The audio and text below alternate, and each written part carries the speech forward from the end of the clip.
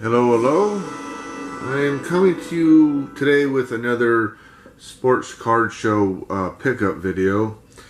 And this might end up being 2 or 3 different videos. Simply because I have so many cards to show you. I went to a show yesterday. Yesterday being Saturday, July 14th, 2018. I went to a show put on by Sports Cards of Houston. And it was their spring I-45 show, which is up in Spring, Texas, which is a little north of Houston, about 32 miles from where I live. And I bought 280 cards, and I only paid $28 for them. Got them out of a few different 10-cent boxes, long boxes, whatever you want to call them, and yeah, see how long it'll take me to do this. My camera here allows me to do about 18 and a half minutes, so I'm already 70 something seconds in. My backdrop is a couple Astros figurines. One on the left is a little bobblehead. Yeah, it doesn't really bobble all that much, but you get the point. The one on the right is a gnome with a older Astros logo on it. And as y'all who watch my pickup and haul videos on a regular basis know, I like to give y'all something else to listen to besides my voice. And today for these videos, it'll be the music score, soundtrack, whatever you want to put it, however you want to put it, to Predator by Alan Silvestri. This is a limited release. There's only 3,000 copies. This is the first official one that they did about 10, 15 years ago, something like that. Anyway, let's hurry up and get to the cards. Also, yesterday I went to the card shop that's closest to me. Probably in the last video I'll show you what I got from that and a few packs. Anyway, I'm going to start off with the baseball cards. I got 220 baseball cards and 60 football cards. And I'm going to start off with cards that are grouped by card type, I guess, and then eventually I get to the ones that are grouped by players. I'm going to start off with some 1988 Fleer KB cards, team leader cards. For this one is Dwight Gooden. Probably won't talk too much about these cards, Mike Schmidt. If I do, it'll cause me to go even longer. 89 KB. Yeah, you should be able to tell what kind of cards these are.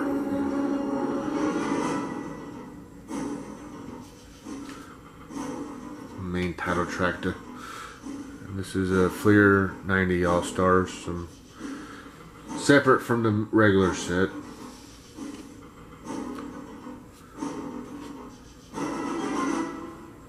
'87 Fleer limited edition cards.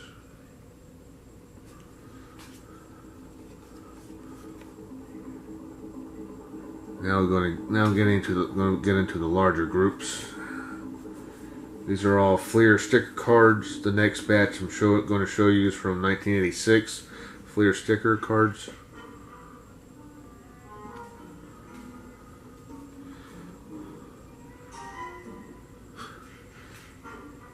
You don't really like to say something about these cards, or at least say the player's name, but I'm guessing y'all can see who it is, hopefully.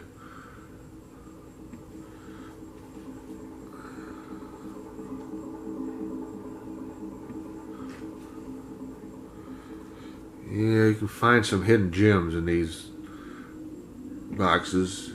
I buy a lot of the cards from the same guy when I go to these little shows. He has a lot of 50 and 10 cent boxes. I haven't gotten into the 10 cent boxes nearly as often as the 50 cent boxes, and for this show I was determined to, search through the 50 cent boxes. There were still ones that I hadn't gotten to. I said say that for the next show, which is in a couple weeks. And now it's from '87 Fleer stickers. Previous was '86. These are '87s.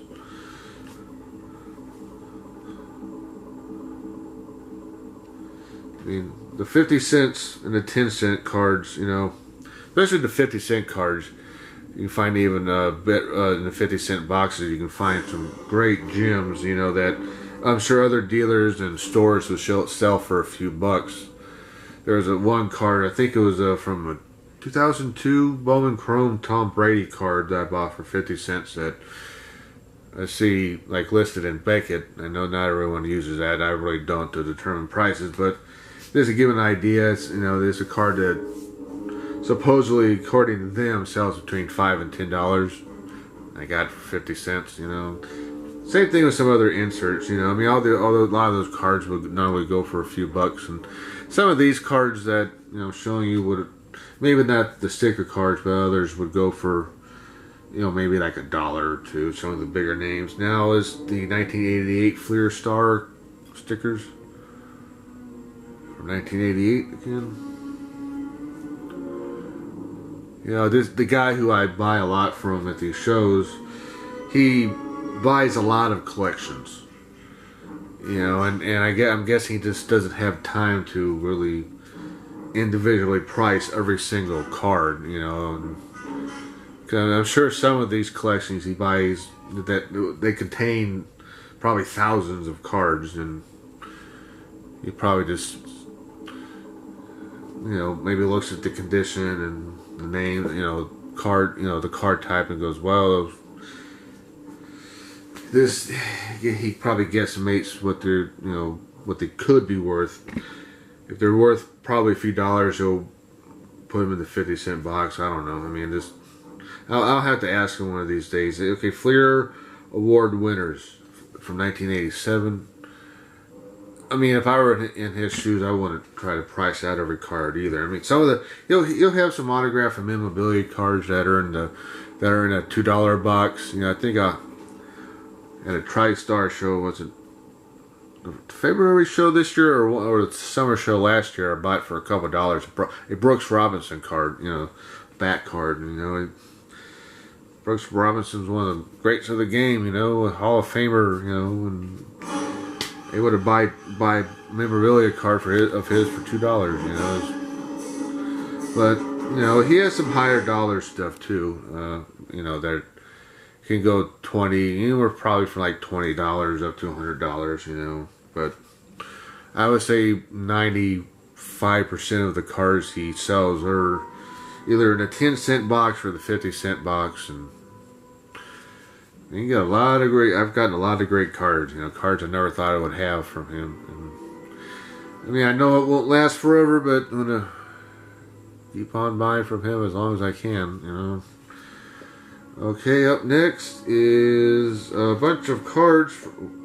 Okay, a bunch of cards, I believe, from the 1985 Topps. 1985 Fleer, a bunch of cards, and a lot of these are star cards, you know, like this Pete Rose. This Reggie Jackson honoring his 500th home run, and the previous one was honoring Pete Rose's 4,000 hit. So, and you know, I mean, I've bought a few cards from some of the other dealers at these little shows, but I just, you know, it's hard to beat these. I mean, it's hard to beat the 10 and 50-cent cards, you know. It's just, you know, it's so damn addicting, pardon my language, but it's just, you know, why, because why spend $1, $2, oops, sorry, $3 or more on cards I can get for 50 cents, you know, or 10 cents, you know, you know. I mean, yeah, I've got a bunch of cards now because there's still 3 boxes. I have to shoot a boxing result video, and I got a ton of cards now to sort through and organize. I mean, yeah, that's fun, but I'm kind of getting myself into a corner here. You know, eventually I have way too much to organize, and I don't want my cards to end up being like my comic book collection, where, you know, for those of you who watch my comic book collection, you know how many times I've said that my comic book haul videos, you know how many times I've said I'm way behind on my reading. I don't want to get way behind on my organizing, you know. I mean, even though it's fun, you know, it gives me something to do. Now, up next are some Dunder's Diamond King cards that are from well, a bunch of different years. Start off with some, like the earlier years. I think this is from '82. George Brett there. I think this might be from 80, I don't know, 85 or something like that. I'm sure y'all who've been collecting a while would be able to identify what years these are from.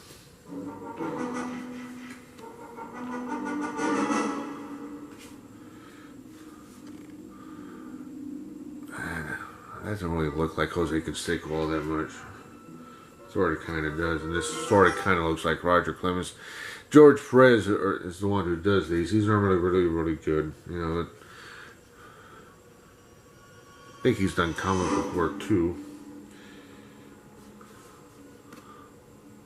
I wonder if he did The Watchmen. Did he do The Watchmen back in the mid '80s? '89 Dunders, I think. Yeah.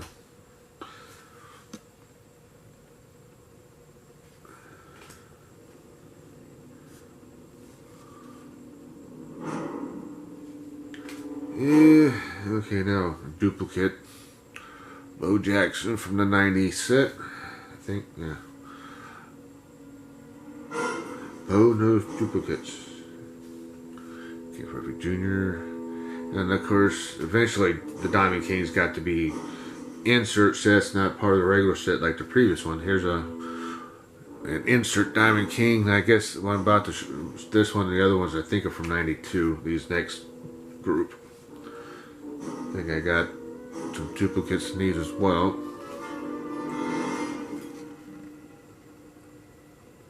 Sorry about the glare. I'm not shooting this at night, so I'm not using the usual sunlight for my light.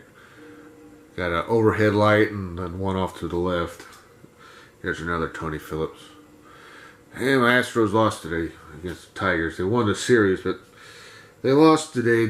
Verlander had a weird game. He had 12 strikeouts, which is really good, but he gave up 4 home runs, which is like the best of both worlds, like it was the best of times, it was the worst of times.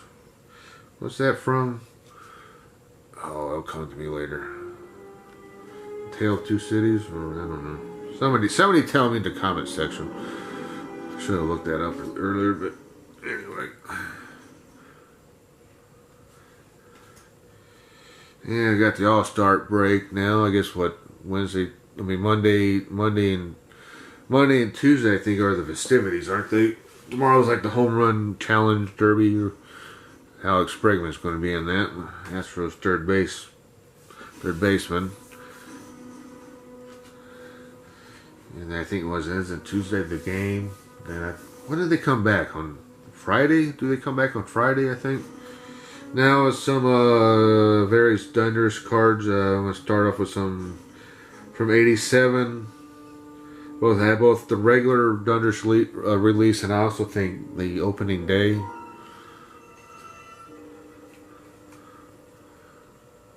Again, all these cards I bought for 10 cents. There's still a lot of 10-cent boxes I have yet to go through. Bought some cards recently, a whole lot of new cards recently, so I guess the next show, which is the I-10 show, which is out west, thinking Katie was. I'll probably see if I can go through both. I mean, I'm planning on going. It's not 100% set in stone, but it is the plan to go there. It'll be the second time at this location on I-10. Have a nice new hotel out there. It's, I think, been around since December. Really nice. It's a nice hotel. I think it's the nicest place they've been in going on 3 years now that I've been going to these shows. I mean, not that there's anything wrong with the other locations. I mean, they're all nice, but this one was the nicest, I think, my opinion. I remember back in the day during the bubble period, this card being worth a lot of money, like $10 or something, I don't know if this was part of the regular set. Or the highlight, I don't know, was there a highlight set? I'm not sure. Anyway, now this one I'm pretty sure is part of the next couple. I'm pretty sure part of the opening day. I'm not 100% sure. I'm guessing it's part of the opening day set because they have a different colored border. Where it's reddish instead of the black black border. Now it's from 1989, part of the MVP subset. And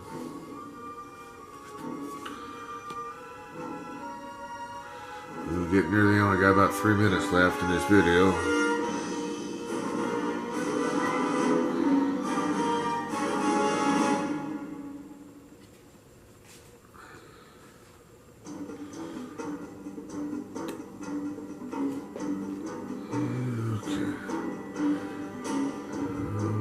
Okie dokie.